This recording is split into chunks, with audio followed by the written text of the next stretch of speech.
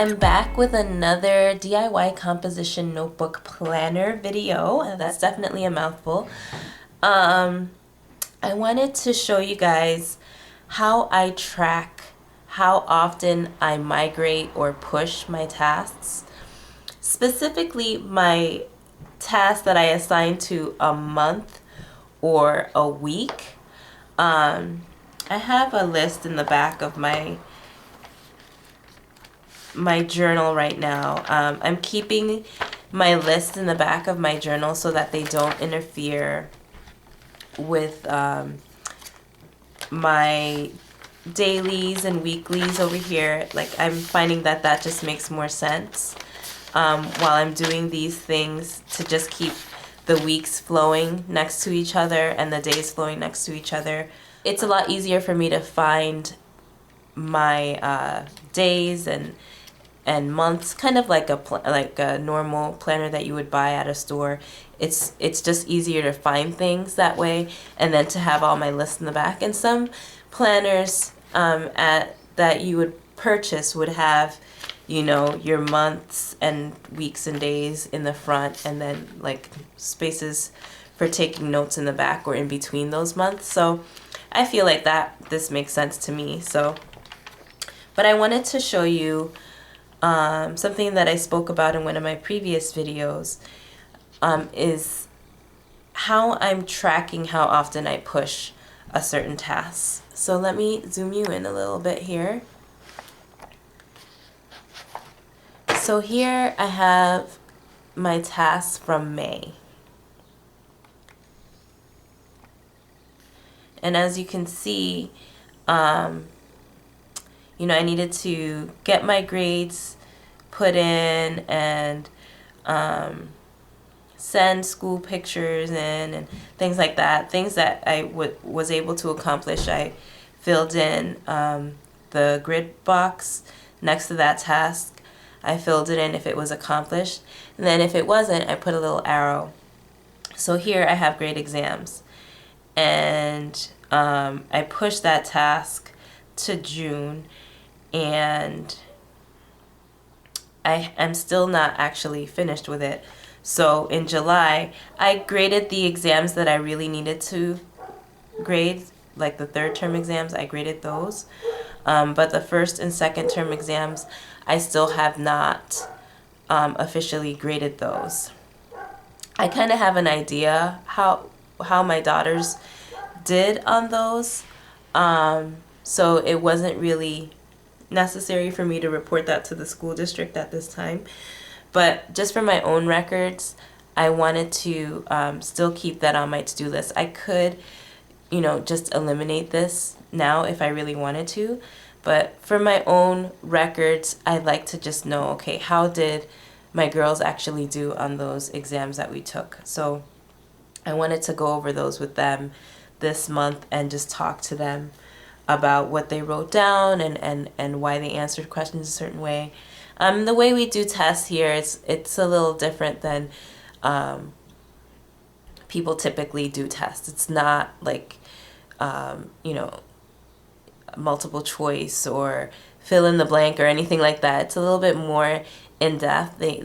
My daughters, they pretty much have to write a lot of essays.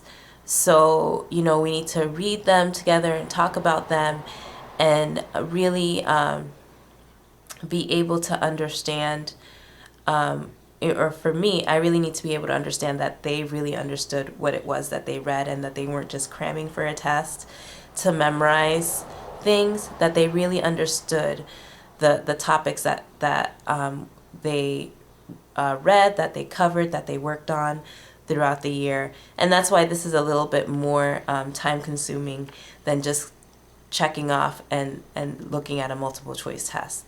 So that's just to explain why, you know, this has been being pushed off a little bit. But we did go over their last exam that they took.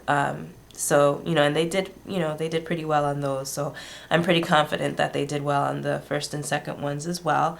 So we'll be getting to that. But aside from all that, that's just explaining what's on this page. But what I wanted to get at is just how I'm using this to see how often I push a task. So, you know, as you can see here at the top, I have grade exams, and over here I have grade exams again, but I kind of went into more detail as to which exams I was talking about. So the first, second, and third term exams for both of my daughters. So I wrote that down twice. Over here, I decided, you know, I'm just going to write that down once and put down the colors for, you know, like fill in half the square in purple for my one daughter and half the square in pink for my other daughter. So I know that I did it for them, for both of them, so I don't need to like write this down over and over again. But I still know that all of these were still pushed onto the next month. And it also gives me a little bit more space to write down some of the other things that I wanted to accomplish that month. So here I have, in May, I have review other tests. I didn't get that done in May, so I pushed it on to June. And in June, I was able to accomplish it. So I know that I did that, and it didn't have to be pushed on again until July. So you guys get the point here. In May, I have volunteer opportunities. You know, I need to look for volunteer opportunities for my oldest daughter. In June, I have that. In July, I have that. So I still have not done that. So I'm hoping, you know, that this task won't get pushed again until July. So that's basically how this works. It's just a little list in the back of my journal that I use to just hold myself accountable as to how often I'm pushing tasks. I also do the same thing with my weeks. So right now we're on week 27. Are we on week 27? Actually, we're on week 28. I haven't done this for the last week. So we're in week 28. So I've done this since week 22. You know, so I'm seeing how often I'm pushing tasks. And some of them, you know, it seems like I'm pushing them a lot.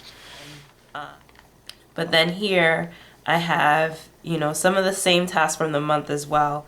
And then I see them being pushed or being completed. So pretty much for the weeks, it's the same thing. There's more of a frequency with the weeks. So I'm able to see, okay, how often am I pushing a task weekly and how often am I pushing a task monthly.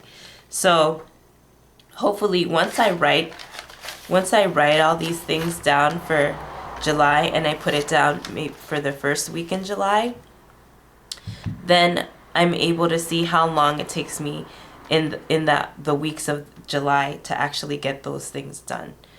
So, you know, when I come back here, hopefully I'm highlighting, you know, several of these. Here I highlighted 1, 2, 3, 4, 5, 6, 7, 8, 9, 10, 11, 12, 13. So I feel good that I got 13 things done in June that I have written down here. I know I mentioned in the previous video that I don't have to necessarily accomplish every single thing I write down on these lists. I don't feel like I have to accomplish every single thing, but these are things that I would like to accomplish on, you know, a certain month or a certain week. So if I write all of these things down for week 27, I don't necessarily feel that I'm gonna get all of those things done, but I want to see, okay, was I able to get a couple things done? Was I able to get a few things done? You know, with school being out, am I able to accomplish more things because there's no school? So I need to update that for my for this latest week we're in, because we are in week 28 right now of the year. So I need to go ahead and push these tasks to the next month to see what I was able to accomplish, or what I wasn't able to accomplish for the week of for week 27. But I feel like I did do a lot of things. I got my bedroom cleaned up. I got the car washed. You know, I got the girls' hair done. I put up that video last week. So a lot of things got done. So now I can just go and see, okay, I have not done a lot of these things that deal with my oldest daughter's school. And a lot of that has to do with the fact that we just finished school. So, you know, for the past week and a half, we just kind of haven't, we haven't been in a mood to do school right now. But in these next coming weeks, you know, I would say probably definitely by week 29, we should be hitting some of these things and getting these things done and actually gearing up for the next year in school. So I'm not feeling bad that none of these tasks got done, but I do still want to see that they need to get done.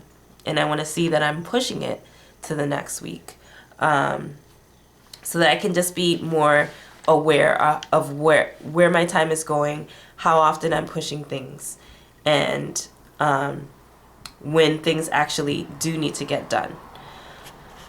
All right, I apologize for my voice. I feel like I'm losing it a little bit now, so I'm gonna stop talking, but hopefully this video made sense to you.